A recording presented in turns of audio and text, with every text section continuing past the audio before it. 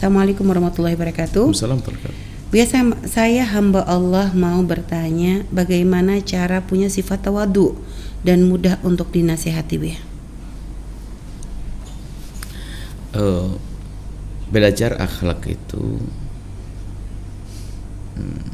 memang proses panjang, karena urusannya adalah dengan diri kita sendiri, yaitu hawa nafsu atau ego yang ada dalam diri kita.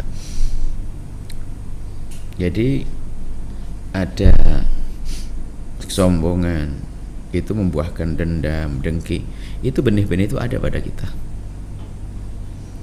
Sehingga jihadun nafsi itu adalah jihad yang tidak ada akhirnya.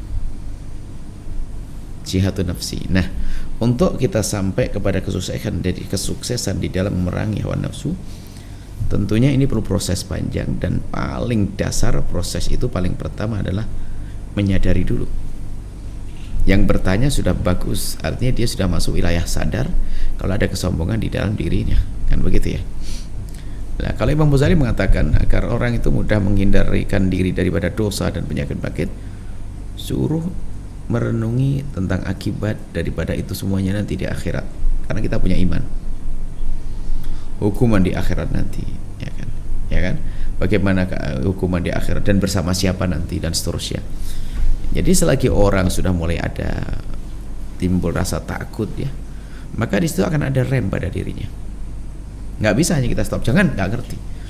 Tapi kalau sudah dihadirkan makna kesadaran bahwa nanti hukumannya adalah di akhirat begini, mendusta adalah begini, dan seterusnya, maka mulai tumbuh. Dan begitulah yang Imam sebutkan.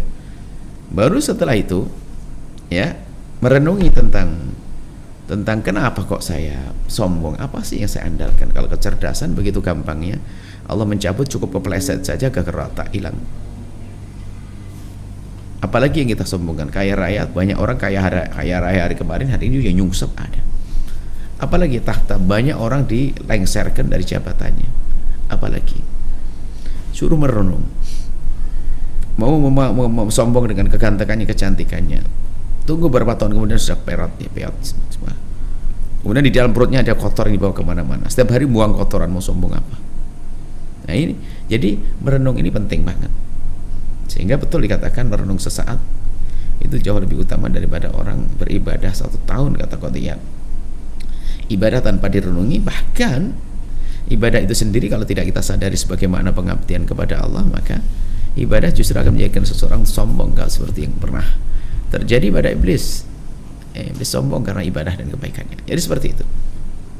Semoga Allah menjauhkan kita dari kesombongan, menjijikkan kesombongan itu. Orang sombong pun tidak senang dengan orang sombong, karena sombong menjijikkan. Kadang-kadang mau seolah-olah punya sesuatu yang dia tidak punya, membanggakan sesuatu yang sebetulnya orang lain ada lebih gede tapi tidak sombong. Malu. Jadi menggelikan orang sombong itu. Nah, sombong kalau bicara lagi Imam Ghazali melacak sebab kesombongan. Ada orang sombong dengan hartanya, ada sombong dengan ilmunya, ada sombong dengan nasabnya, kan? Ada sombong dengan tahtanya, ada sombong dengan fisik yang Allah berikan kepadanya. Seperti itu. Nah, setelah kita sadar begitu, baru nanti ke proses melangkah tadi yang kita sebutkan tadi, perlahan demi perlahan.